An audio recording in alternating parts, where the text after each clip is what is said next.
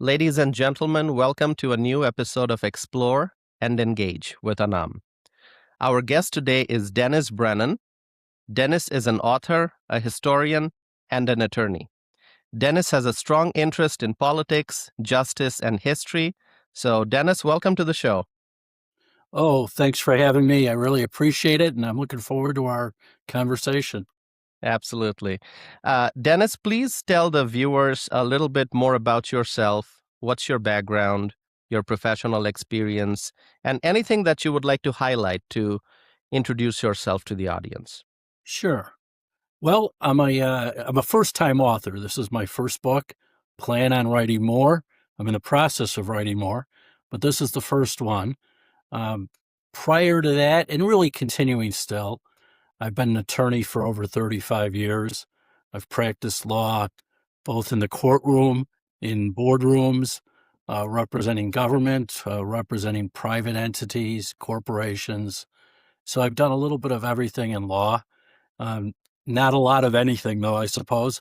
So that's kind of worked out for me, brought me towards writing the book. I studied journalism actually in college, owned a couple of newspapers, an online digital newspaper also for a while.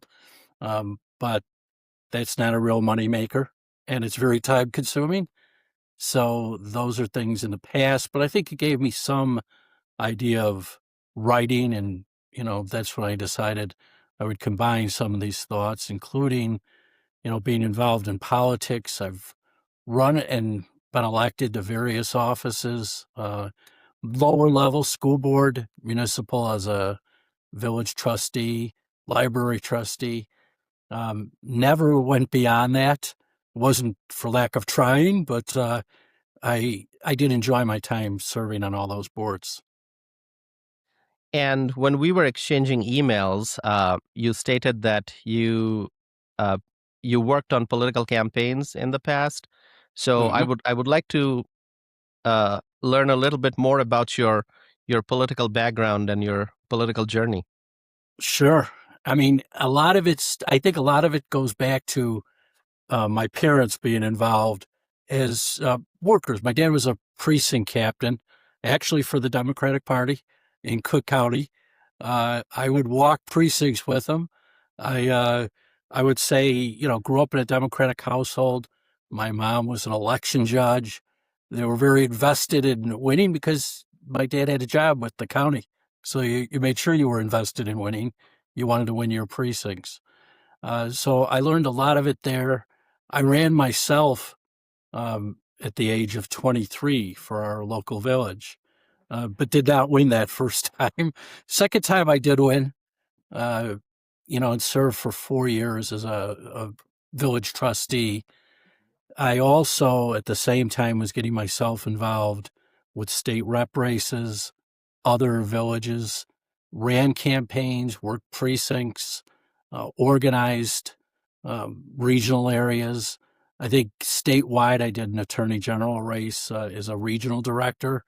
Most of the other races were school boards, villages, and municipalities where I might be the campaign manager or, write the campaign literature. So that was basically the journey. At one point, I even ran for county board, did not win. And after that, I thought, you know what? I think I'm done with this. I'm not going to be running anymore. At some point, you have to take a hint. And I think the people have spoken. So I decided to stay on the outside. I helped some friends of mine and, kind of turn my attention to the law and now writing. Now, if I understand correctly, do you find yourself leaning on the conservative side more? Yes. Yes. I was the first one in the family to, break away and influenced by Ronald Reagan. Um, and at that point started, voting Republican. I was hired at the state of Illinois, working back then. Jim Thompson was the governor, but he was only there for a short time when I was hired.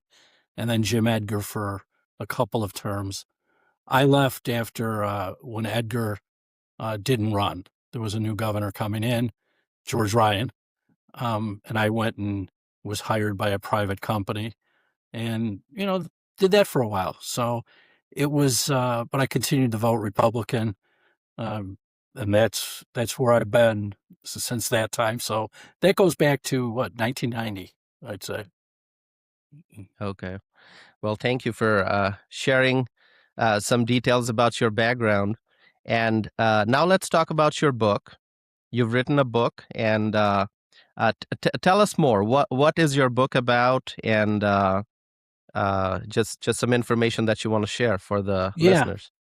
yeah. The book is DC Swamp Strikes Back: Aaron Burr, Donald Trump, and their similar battles, and it looks at Aaron Burr is always considered the villain in history. Everybody knows about him and Alexander Hamilton having a duel. If they didn't know about it and they saw the musical Hamilton, they certainly know by now. And apparently, a lot of people saw that musical. So Burr, I think, doesn't get just treatment in history. He's made to be the villain.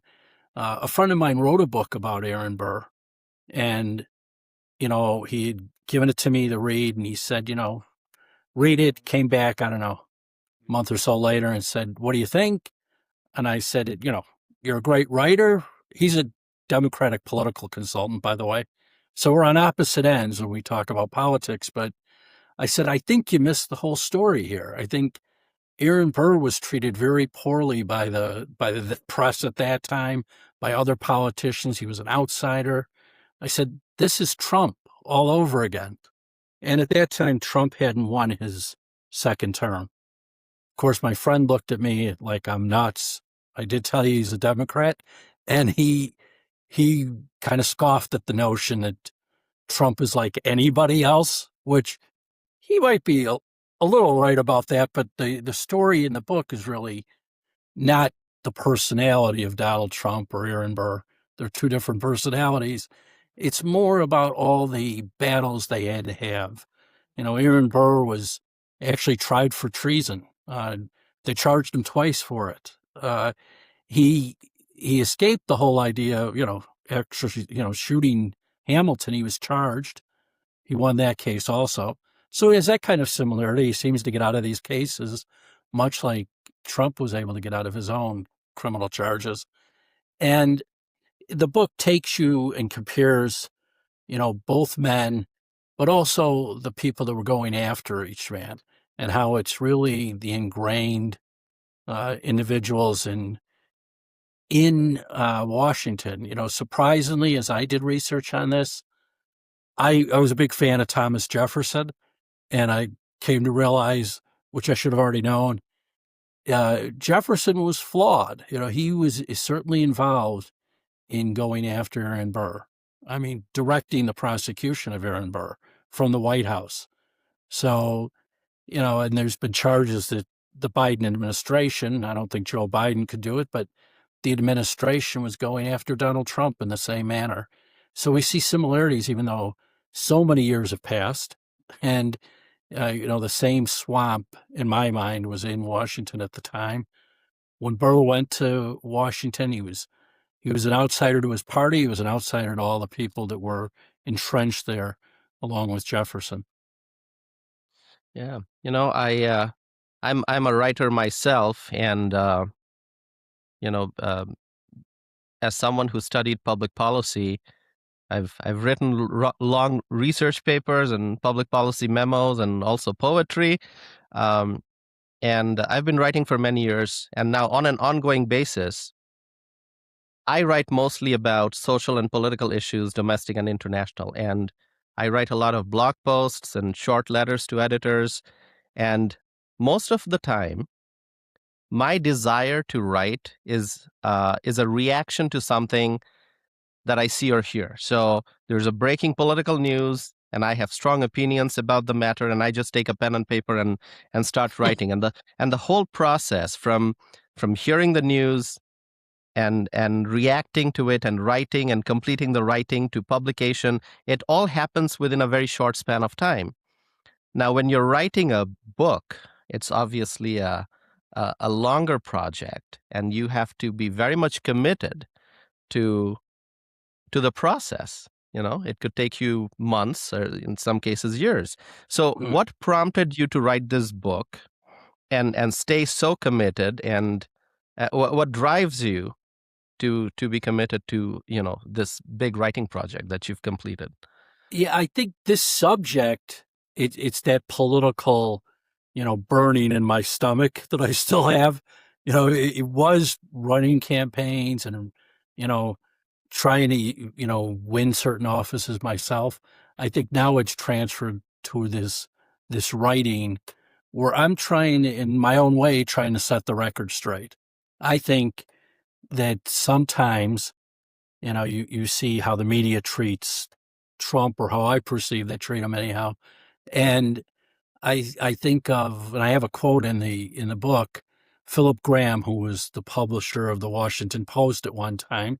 By the way, he earned that publisher job the old-fashioned way. He married the daughter of the publisher and then became the publisher himself, which probably isn't a bad way to go if you want to be publisher of a major newspaper. But he said that newspapers are the first historical record, basically. And when you think about it, you read things in the paper now, or you see, maybe, since his time, it's more media in general. You watch the news, and it's a constant barrage of all these different sources saying things, and they're setting up the record for these people that hold office now, be it Trump or anyone else. And that's going to be remembered when people go back and write stories. What they teach in journalism is, you start from your previous story. So you'll see a lot of repetition in stories.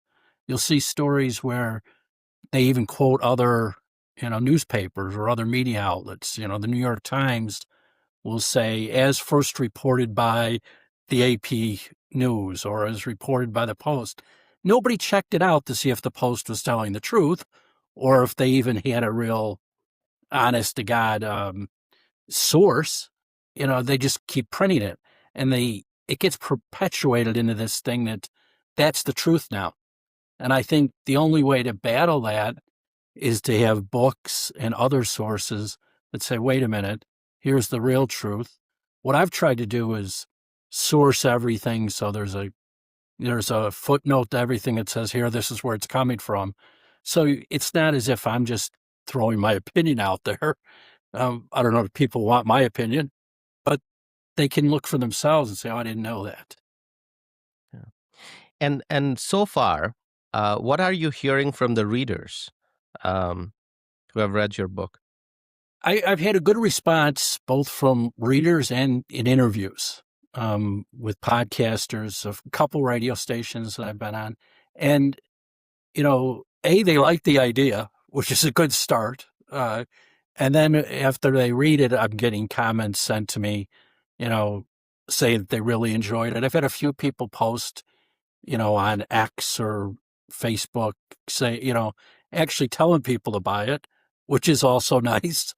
And I hope, because when I went into writing this thing, I knew I could write a news story. I knew I could write political literature because I've done that. But to write a book, that's a whole different Megillah, right? Like you said, you're spending time on it. You have to organize it differently.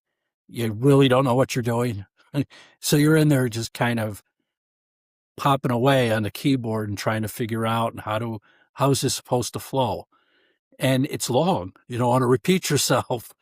So it becomes a job in and of itself that you're trying to put this thing together. And then when you're done, you're not sure exactly, like, is this good enough for people to read? I mean, I gave it to some friends. I waited to hear what people thought, but you never know. Like, friends, are they going to tell you the truth? Are they going to say, "Oh, that's good," or it's eh? You know? But and then I think so. It's better when I hear from people that I don't know, because that it's a little more honest. I'm not saying my family and friends would all lie to me, but they might. I mean, then maybe they want to crush the spirit. Yeah. So do you plan to write more books? I do. I I'm working on one now. I just finished the text for one and sent it to the editor, and I started another one. So I'm trying to, you know, I think I'm moving faster than perhaps the editor wants me to move. Or, they're like always saying, well, you don't have, we should be out there publicizing the book, which I think I am. I've appeared on podcasts and done what I can. But, what I worry about is how many people ever even read books. It seems to be a lost art. We have our cell phones. We seem to get a lot of information off of our cell phones. We're playing around on social media and on the internet, and we're all guilty of it. I mean, I've I've sat in restaurants and I'm supposed to be having a conversation with my wife. We're both looking at our phone, and you look at other tables, and it's happening there too. And you think, okay, what are we all doing here? So it's a big lift to ask people, hey, you want to read a book that's 250 pages and doesn't have a lot of photos for you? You know, but hopefully there's enough readers that do want to, engage and, you know, I don't want to say learn, but I do think you learn something by reading any book. And I think the industry has also evolved because now, and it's been there for a long time. You can read the electronic books. It's been around for many years now. So you've got the book on your device or your tablet, and Yeah, now even the audiobook. So you can listen to a book. right. And it's funny, they talked me into doing the audiobook, which it still hasn't been completed because it started late. And basically we'll be coming out, I think last May is when we actually were published. And then, I'd say the audiobook was around Christmas or so, around there. I said, yeah, go ahead. And, they sent me some of it. I'm like, okay, yeah, just give me it all when you have it. I don't, you know, because I could, at first I thought that's a silly way, but hey, I'm learning too. If people want to listen to a book or they want to read it on a device, as you say, the ebook, and I'm finding people have bought the ebook idea, and they enjoy it that way. Who am I to say that that's wrong? I mean, some people want to have the actual book. Some people don't even want a paperback, right? I usually get hardcover for some reason. I think it looks better, maybe. But people, read paper books. They, paperback, they read ebooks, audiobooks, whatever.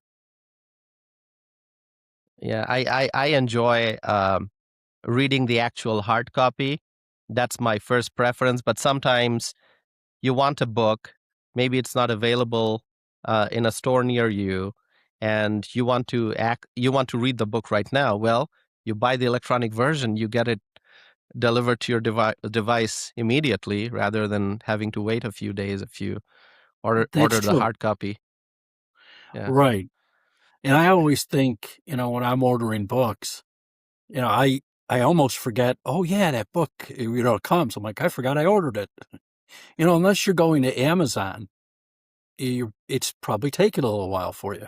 And could be a week. It's like, whoa, how are they delivering this? And then you almost forget that, oh yeah, I did order this.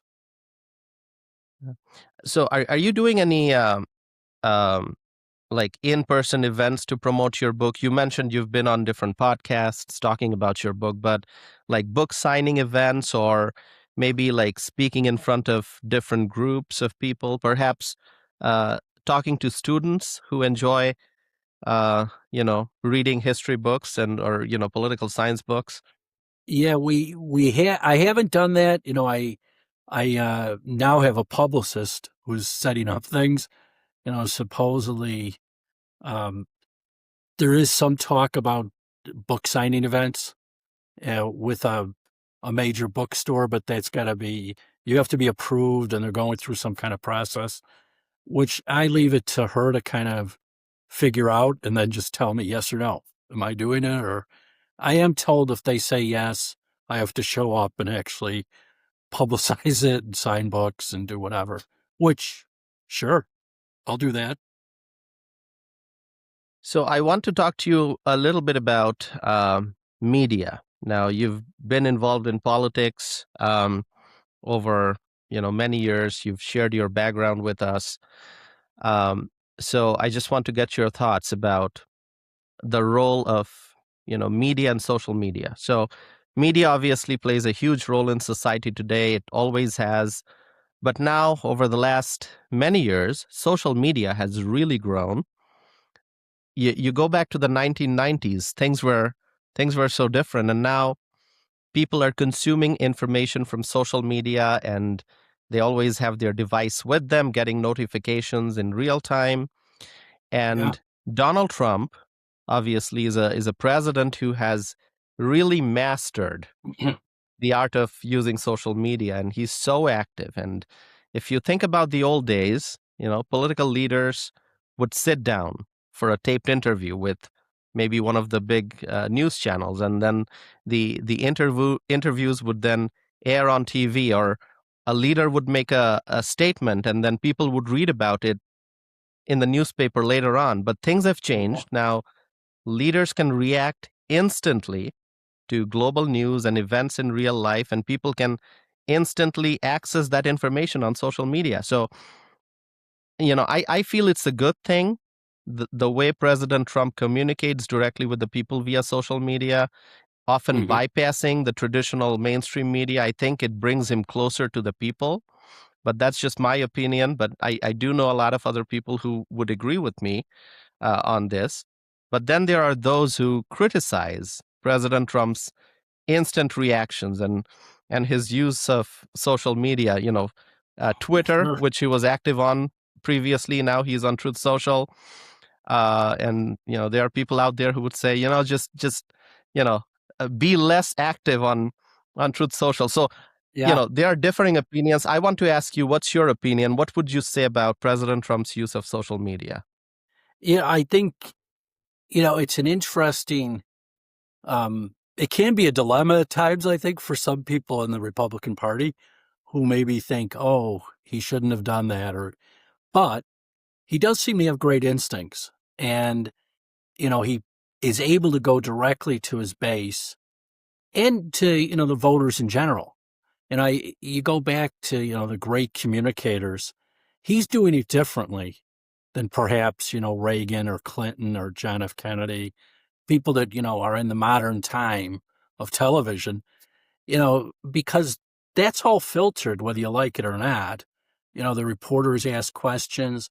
I mean, he's doing a lot of that, actually. It seems like he takes every question from reporters. He has so many news conferences. That I would think maybe you shouldn't be doing so much of, but I find those funny. And I think the direct going right to the people kind of changes the game. If people are able to adapt to what he's doing. I know I see Gavin Newsom trying to do that. It doesn't I don't know.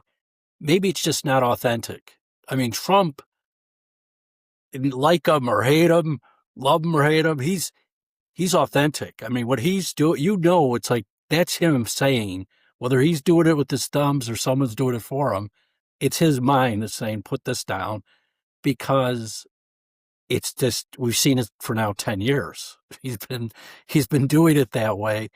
And I think the voters appreciate that, or a majority of the voters appreciate the fact that he communicates directly and tells you what he's going to do. And by and large, tries to do that.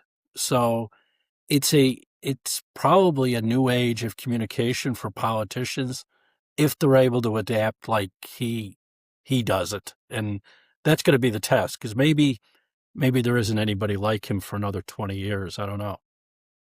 Yeah. I mean, I think the way he communicates directly with the public, um, it really makes him the people's president. That's what I would Hmm. say. Yeah. Yeah. I mean, Uh, because, and it kind of ties in, when Elon Musk purchased Twitter, changed to X, and he had that statement where he said, "We are the news now." I take that as everybody is the news, not just X. I think some people thought that's what he meant. I think he means everybody out here is the news. We can break news just as easily as, Katie Couric or whoever.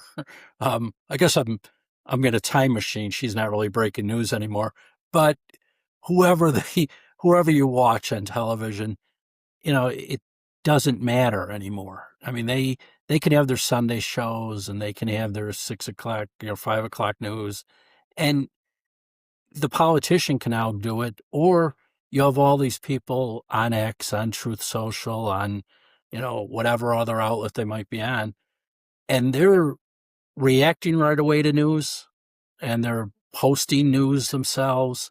You have all these independent journalists who are using it.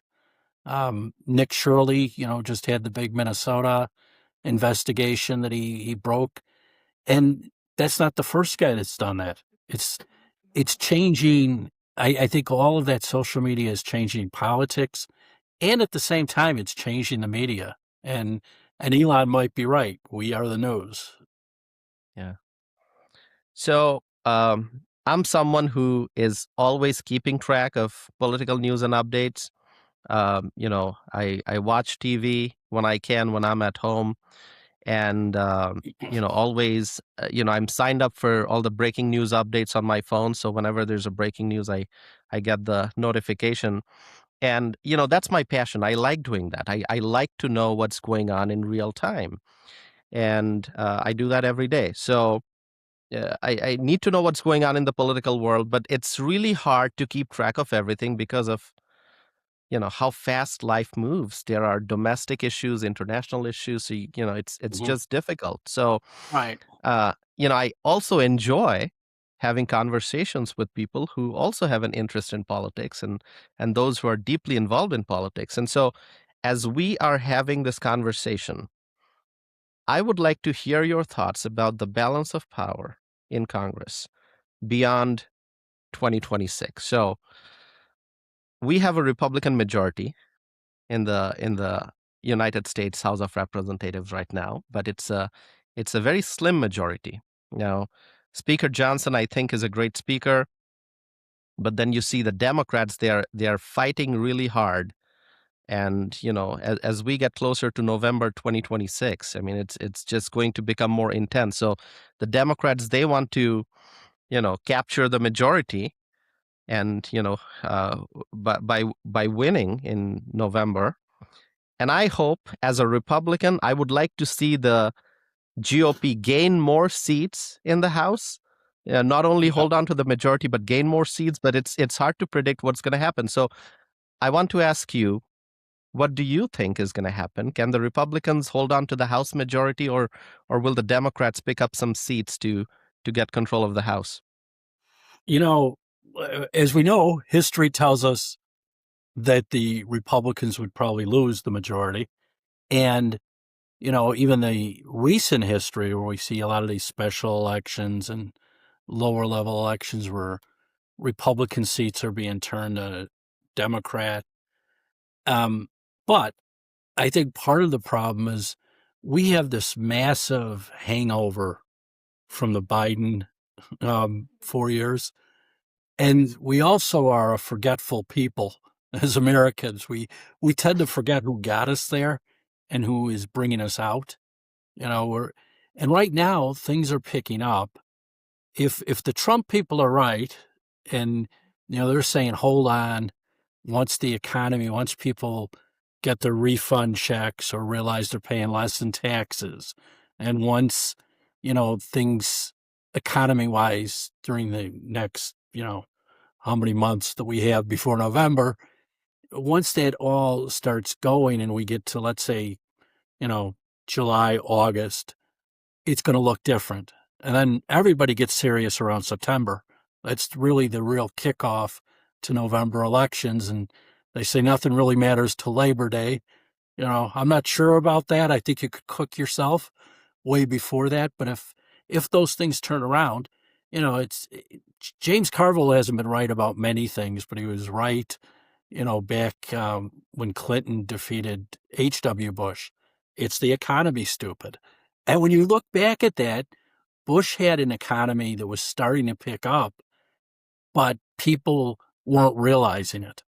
I think maybe the Trump people knew they had to do something else, so they have, the tax cut instead of a tax increase, which Bush had done. And I think they're putting their faith in all these policies they put in, that we're going to have investment here. We're going to have a tax cut. People's wages are going up. And hopefully prices are at least stabilizing. I've never been one of these people that think it's going to come down, because if you're in business charging X, you're not likely to say, well, I'm going to go back and charge T. I mean, why? I can get X for it. I already know that. So it's not likely it goes down. But if wages can catch up and people have a good feeling, they can hold the majority still.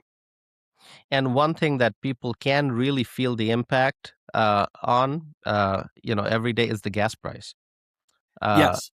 that's something that goes down, because I remember here in Wisconsin, uh, the price had reached $5 during the Biden years per gallon, $5, and that was breaking news, and it was so shocking. It was difficult, every time you went to the gas station, and Oh for the yeah. same $30, you're getting a lot less gas. Um, Well, and now things yeah. are things are so much better, so much better. Every time I'm going to the gas station buying gas, I say thank you, President Trump, for making this happen. Well, And yeah. yeah, I I agree. And I had some, friends who gave me a hard time when I would bring up the gas prices under Biden, like, oh, like you can't afford gas. It's First of all, I wasn't just talking about me, but yes, we all had trouble when you're sitting there and all of a sudden you're putting in $80 worth of gas. It's like, why did this happen? And in some places it's worse than others. Illinois was pretty bad because we have a lot of taxes on our gas. I was out in California during the Biden times for a couple of trips, and they were paying like $7. You're like, what is with these people? Why? I don't even want to drive. But, you know, that I think is sometimes forgotten. I came across, it's a historical fact that the American people tend to forget about things. And that's my concern about, losing the majority. I don't think they'll lose the Senate because of the people that are up, but, the House is in danger. And that becomes a problem for Trump in getting anything done. But, the fact that I was going to talk about is, in the history of the, 47 presidents, only 13 have successfully run for 2 terms and served full 2 terms. They've completed their 2 terms. Now, some of those, were assassinated. There were 3 or 4 assassinations. You had Nixon resigning. But the fact is, we had a long period of time where people would just change the presidency. We went for, and 24 years was the big number that kept coming up. When I looked at this at one point, we had a string, like you had George Washington. Adams only went 4 years, but then we had 24 years with Jefferson, Madison, Monroe. They all had 2 terms. It was the Virginia presidency, which, by the way, those are the 3 people that were involved in the, Aaron Burr saga, so to speak. They were out to get him. They were very involved in it. And part of it was to keep the presidency in Virginia.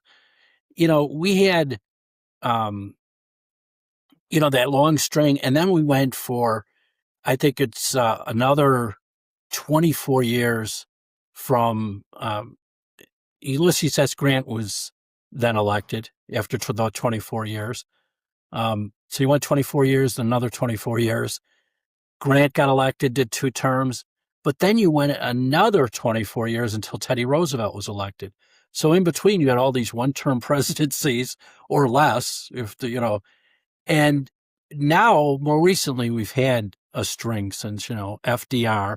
And in between Teddy Roosevelt, there was nobody until FDR that had 2 terms. And that's, um, I think it was 1901 to 1933. So, quite a few years again. FDR, it seems like he served forever, but he did 12 years.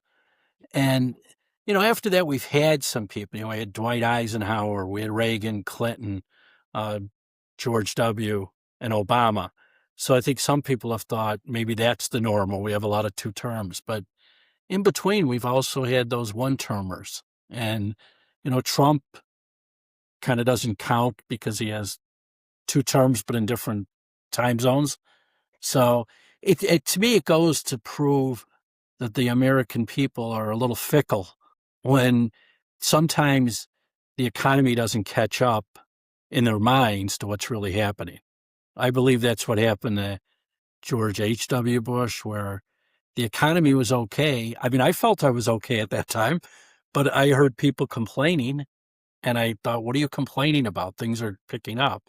And then, he loses. So that's a problem, for the Republicans. They have to counteract that. Maybe they have with the tax cuts and the economy moves fast enough, but you're always fighting the American public's, you know, fickleness. And I don't know if it's just independent voters, if it's part of, the party doesn't come out and vote. They talk about the Trump phenomenon that if Trump's on the ballot, more people come out to vote. That's always the case for presidential races. So I don't know if that's a phenomenon just for him. Um, but somehow they got to get those voters out in the midterm. And I think there's something that I know is going to happen. I don't think we know a lot of the details yet, but I don't know if you saw this, but the GOP is supposed to be having a midterm convention. Did you see that news? Yeah, this is a Trump idea. You have the And convention, you get a bump from the convention. so I'm curious to see. First of all, as a Republican, I'm excited about it, and I'm curious to see what kind of impact that will have because the media attention will be focused on that convention, midterm convention, something unique, something that I don't think anything like this happened before. I don't know if I'm wrong, but No, I mean, I think you're right. I think it's such a good idea. I've heard the Democrats are thinking of doing the same thing, which really, okay. which doesn't surprise you a whole lot because remember during Trump's election, his campaign, where he came out just out of the blue and said, he had talked to a waitress and he said, "What could I do? What would make things better?" And she said, you shouldn't tax tips." And he said, "That's a great idea." And he made it part of his platform and announced it at one of the rallies.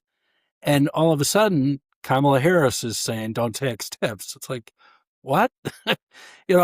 It's like, okay, that sounds good. I'll take your idea. And I joke about that, but we shouldn't complain if they agree with good ideas. Anymore, you don't see too many times where the candidates are agreeing with the president.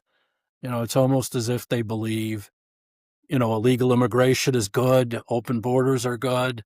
It's like, you didn't run on that, did you? I mean, who the heck thinks that's good?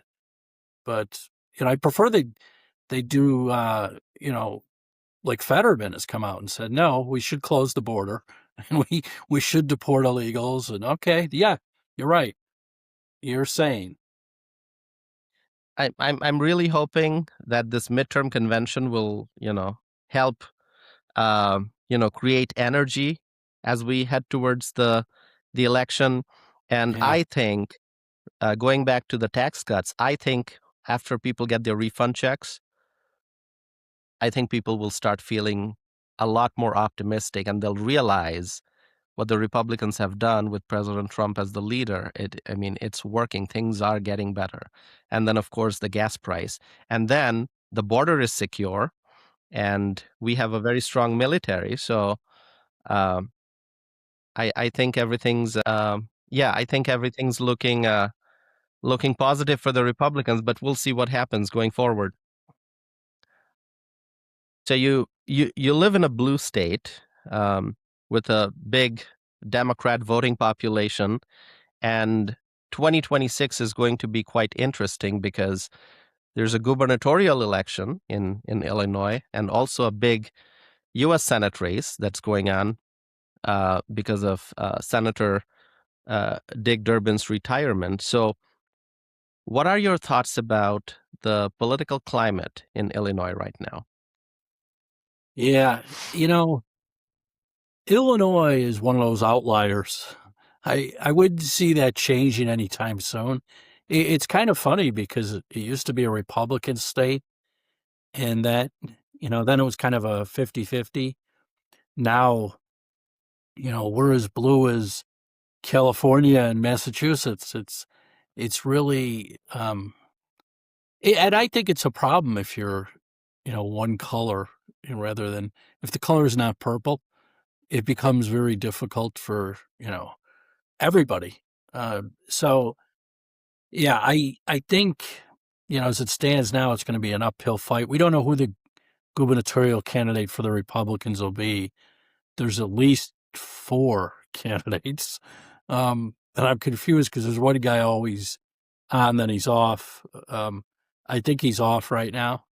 Um, but I think any of the candidates are going to have a real uphill battle against J.B. Pritzker. He's, you know, a multi billionaire. So that makes it difficult. And, with the advantage of Democrat voters. Do you think that J.B. Pritzker will run for president? I know there's speculation. I know we're not going to get a clear answer anytime soon, but do you think he's going to run for president and, try to get the Democratic nomination for the presidency? Yeah, I think he is. It's wide open. If you're him, why not? You know, you're looking at a field where you don't really see a lot of strong challengers. I think the stronger challengers are probably Shapiro out of Pennsylvania, maybe Bashar out of Kentucky. But the ones that are getting all the press, are Gavin Newsom, Kamala Harris for some reason. That's I think if you're JB Pritzker, you say, you know what, I have the money. I've served now a couple terms. I think I can make it a race. And he probably can, and he can probably put himself at least in contention to be the vice presidential candidate. So Okay. I think he'll run. I think he is running. Yeah, let's see what happens. Yeah, I don't know if he's going to be able to win the Democratic nomination. Well, right. I mean, I think the way anti-Semitism is, bubbled up on the Democrat side, especially, Pritzker's Jewish. He's got the same problem Shapiro has, and it's a shame it's a problem, but the Harris people were actually asking the questions like that when they interviewed Shapiro for, vice president on the in the last race.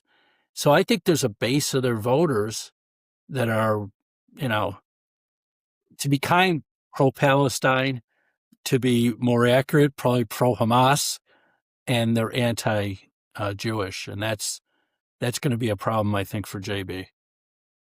What do you think about the Senate race, the U.S. Senate race in Illinois? Yeah, I think it's a three-way race on the Democrat side.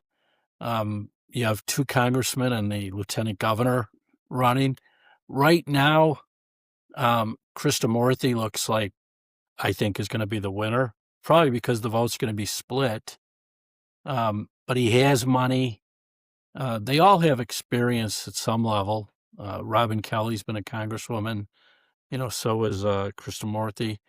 And then, Lieutenant Governor, was a state rep for a couple years and now Lieutenant Governor, Julia Stratton. She does have some money that Pritzker gave her, $5 million, some money. But anymore, that's not that much in a Senate race. I think, the Republicans have to sort out who's going to be their candidate. It's been very quiet on the Republican side. Don Tracy from downstate probably is the one that wins, but who knows? And it's an uphill battle if you're coming from downstate. How are you appealing to the blue voters up north? And that's going to be a problem for any Republican that's coming from downstate.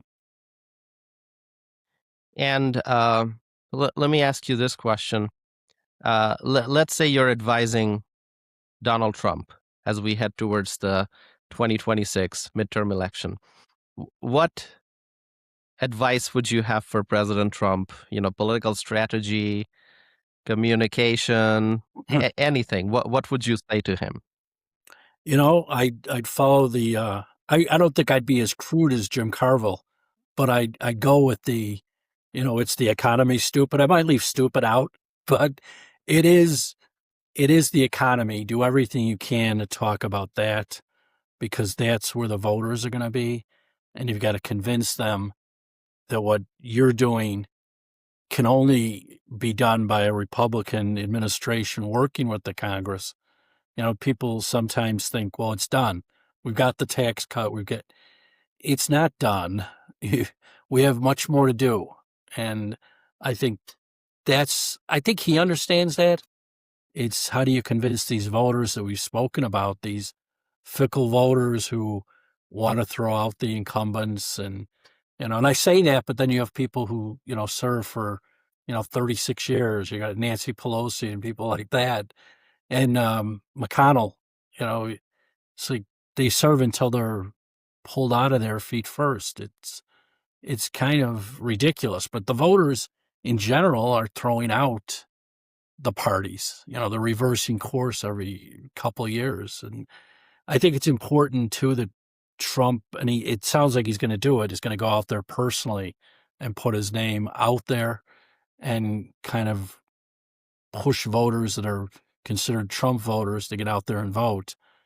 And it's going to be difficult. It's an off election. And, I think it's, as you said, how does it look economy wise? How are their paychecks? How are people looking at their paychecks? Are they employed? That's the other part. I think there's a lot of young people who, I credit both Charlie Kirk and I think Robert F. Kennedy brought a lot of young people to the Trump campaign. And, now, with Kirk being assassinated, I don't know if his organization is quite as strong getting people out. Time will tell. You know, Certainly the Kennedy voters should still be there, but we'll have to see. But some of these young people are disillusioned, with they're not able to buy a house or maybe they don't have the job they wanted. I could tell them from personal experience, you may never have the job you wanted. It's going to take time. You might have to adapt and change your, path to get to that job you want. But sometimes when you're young, I know I was like that too. You look at it like, well, I want to be X at this point, and you know, you hit 30 and you're not, or you, whatever age you hit, it's like, well, I don't have this house, I don't have this job, and it's somebody else's fault. So, talking about the younger generation, um, as somebody who studied law, as somebody who has such strong interest in history, what advice would you have for the younger generation? Young people who want to study history, they want to study law, they want to pursue a life in politics. What advice would you have for them? Yeah, I think, it's one of those things, if you're going to study the law, when I went to law school in Illinois, there were 35,000 attorneys when I started in law school. 3 years later, when I was being sworn in, there were 70,000. So it had become very popular. Obviously, when that happens, there's less money to be made. The guys that came before me, 10, 20 years, they were making a lot more money. They were established. So you go out there and you think, well, now I have it made. And you may not, whatever the choice you've made, career wise, it may not be what you envisioned. Because the economy changes so often. We're seeing a lot of it with AI now, where people are worried about, will I have a job? Personally, I think AI can be great. We can use it to make our jobs easier if we're smart about it. But I don't know how many jobs it replaces. I think that's yet to be seen. If I was, starting now out of school, yeah, I'd make sure that I networked with people. I'd make sure that my education was not only based on what they're telling you in the universities, but, based on your own reading, your own research, so that you can have a broad base of knowledge because you're going to need it. And you might have to change jobs a few times. You might have to adapt and, start a career one way and then turn and do something else. So I wouldn't get locked into anything. And sometimes you have to, those expectations might just be out of reach for a little longer than perhaps their parents had or their grandparents. But I think some of that too is the way each generation has wanted to grab more. We always look at it like, well, you know, for instance, my parents, they were happy to have a house, send their kids to school, and be able to feed their kids. You know, it wasn't like, gee, we have to have a second home and vacation. And then, I think myself and my siblings maybe are a little greedier. We wanted more. I'm sure my son will want more. And it's just the way of the world. We, as Americans, we always want a little bit more. Yeah. Yeah. Well, it's an important time right now, especially for the younger generation. As you mentioned, AI. We don't know how that's going to change things. People are still trying to figure out. But Yeah. as human beings, we adapt. We always have. Technology will continue to change, and we will continue to adapt. So, yeah. Mhm. Uh, so before we conclude, would you like to share your website information? People, if they want to Sure. learn more about you, they want to find where your book is. Sure. What website address would you like I've to share? got, again, the book is DC Swamp Strikes Back, Aaron Burr, Donald Trump, and their similar battles. It looks something like this. And also back here, it's on one of the shelves. It's Yeah. available at Amazon, Barnes and Noble, my own website, authordennisbrennan.com. Yeah, as we talked about earlier, you can buy it in, hardcover, paperback, ebook, audiobook coming soon for those that don't really want to read, just want to listen to it. Um, and it's not my voice; it'll be someone else doing it, so that's not too bad. I'm on X at Dennis Brennan 61. I'm also on Facebook, Dennis A. Brennan, and I'm on Truth Social, DAB 535. Well, thank you for sharing that information with those who will watch the video version of this podcast episode, as well as those who will be listening to the audio version. Um, so, Dennis, it was great having this conversation with you. I know there are so many other topics that we could be discussing.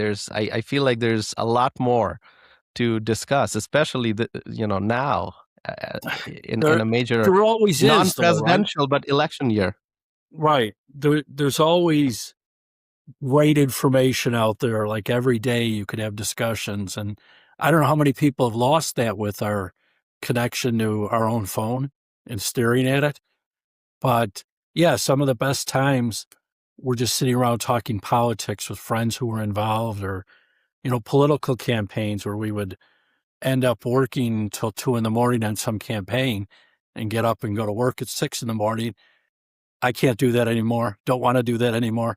But you know, some of that it was fun, which sounds crazy, but I think political discussions can be exciting. Absolutely, I enjoy talking about politics. I really Yeah. do. That's my passion. Well, let's do it Writing again and talking sometime. about politics. Yeah. Yeah, Let's, I would love to have more discussion with you on political issues. okay. Like I said, I didn't say I'm planning a podcast.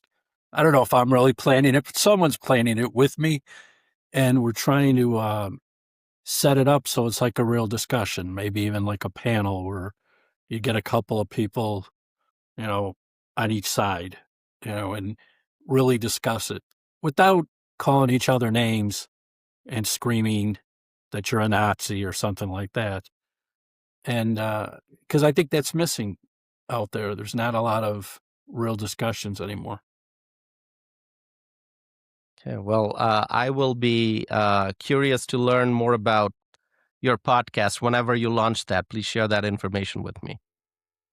I will. I'll invite you on. Well, I am such a strong Republican. You know, if you check out some of my YouTube live streams, you'll see. And actually, before the election, November 2024, I used to do electoral map analysis.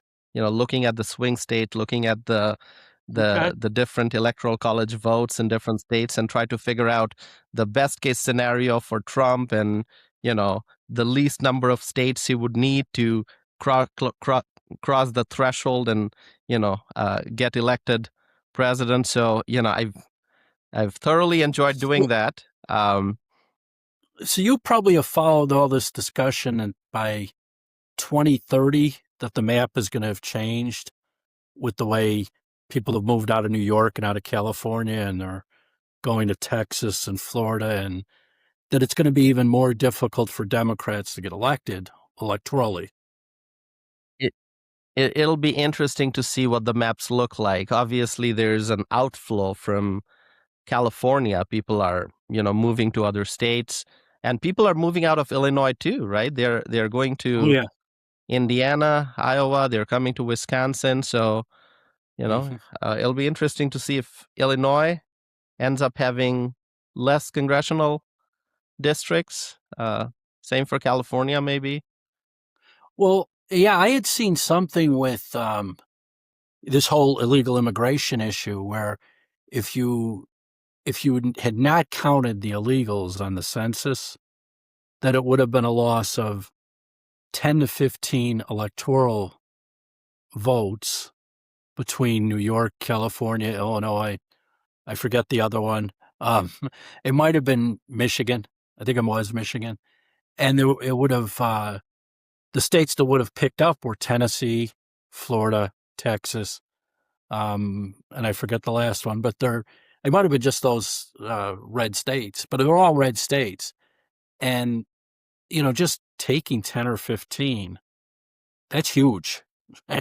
If you take 15 electoral votes and the states stay as they are, red and blue, you know, which we don't know that that's the case, but if it is, you know, a lot less influence in the blue states. And, you know, maybe that helps as far as the politics. People don't go so far left. They'll come back towards the middle. Because when I grew up, Yeah. the Democrats and Republicans weren't that far apart. You know, you did have more people with means that were in the Republican Party, and more union workers in the Democrat Party. But it wasn't this divisive that we're arguing over transgender issues and open borders and things like that. Both sides, I think, agreed. They were both against that. That's the whole idea. You have to find the areas of agreement. There will always be those issues that people don't agree on, but what are the things uh, the two sides can agree on? Let's start there. Let's you know find common ground, right? And Yeah. you see, especially those who are on the far left, those who are advocating for socialism. It's just mind-boggling. It makes no sense, and I think a lot of Democrat voters are sick and tired of that. They're saying no, no to Yeah, socialism. That's unacceptable. right. I think that's, we saw some of that, I think, in the last election. Some of those younger voters that moved, towards Trump of all types, Hispanic, white, black, maybe not in as big a numbers in those minority communities that you'd want, but they still moved over towards Trump. And I think a lot of that was tied into, bad economy, obviously, but this idea of, that socialism is the answer. If it's the answer, I don't know what the question is, because that's ridiculous. It's it's failed Yeah, everywhere. yeah, everywhere. Exactly. So I'm sure there's going to be a lot more that we can discuss in the future. I will look forward to those conversations. We've covered various topics today, and it's great to learn about your book. And I wish you all the very best in your journey as an author. Well, thank you so much. Yeah, I look forward to staying in touch. Thank you. Great. Let's do that.